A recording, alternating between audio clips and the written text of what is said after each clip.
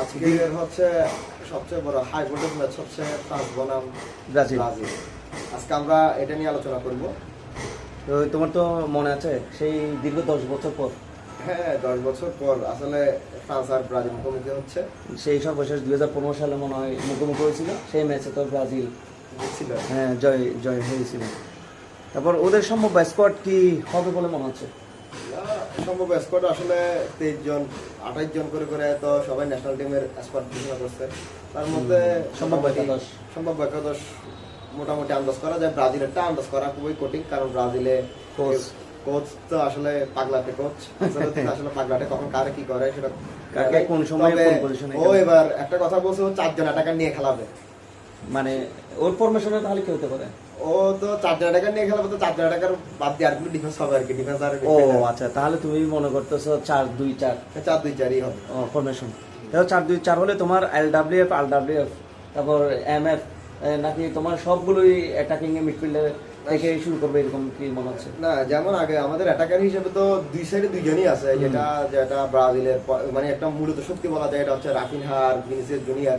আর Ancelotti যখন ওই Real মাদ্রিদে যখন করছিল, তখন তো মনে করো ভিনিসিয়াস কেন্দ্রিক কি করছিল, ম্যাচটা সাদা ছিল। তো সুতরাং এখানে এসে ভিনিসিয়াসকে পাচ্ছে। আর ওই আনচেলত্তির এই ইয়াতে তখন অ্যান্ড্রিক ছিল, তারপর মিলিতাও ছিল, তারপর ক্যাসিমিরও ছিল। সুতরাং ব্রাজিলের মোটামুটি এই সবাইকে পরখ করা সবাই হচ্ছে আনচেলত্তির একাদশে আছে, মানে আনচেলত্তির ব্রাজিল টিমে আছে। সুতরাং আমার মনে হয় সুন্দর একটা স্কোয়াড সাজাতে। আচ্ছা, তুমি যেহেতু অ্যাড করতেছো যে কোচ যেহেতু আনচেলত্তি, তাহলে ওখানে তোমার ম্যাচটা ভিনিসিয়াস কেন্দ্রিক করো, তাহলে কি আমরা মার্টিনেলিকে আমরা পাচ্ছি না? মার্টিনেলিকে কখনোই স্টার্টিং লেভেলে রাখবে না। তাহলে মার্টিনেলি যে ট্যালেন্টেড একটা প্লেয়ার, আমরা তাহলে ব্রাজিলকে দেখবো না? সেটা ওকে যতটুকু মনে হয় ওইদিকে যতদিন ভিনিসিয়াস আছে ততদিন পর্যন্ত ওখানে খেলবে না, মার্টিনেলি খেলতে পারবে না। এমনি পটেনশিয়ালের দিক দিয়ে হিসাব করলেও কিন্তু এই মার্টিনেলি থেকে দুজনে গিয়ে হচ্ছে ভিনিসিয়াস।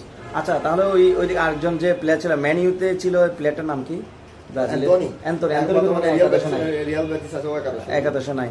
তবে ওর বর্তমান পারফরমেন্সের উপর ভিত্তি করে ওর কিন্তু তবে ও আসলে ব্রাজিলের অ্যাটাকারে এমন একটা অবস্থা, ওর একটা পারফরমেন্স এতই ভালো যে কাকে বাদ দিয়ে কাকে নিবে এটার একটা মধুর সমস্যায় পড়ে গেছে, যার কারণে হয়তো বা ডাক পায়নি আর কি। আর ওদের এমন অ্যাটাকার আছে, যেমন তুমি বলো ওই এস্তোবিয়া বলো, তোমার এই পেদ্রো বলো, এনরিক বলো, তারপর রদ্রিগো, পাকুয়াতা বলো, যারা আছে, তারপর এই সবাই কিন্তু ক্লাবে খুব ভালো পারফরমেন্স করে। এখন তুমি বলো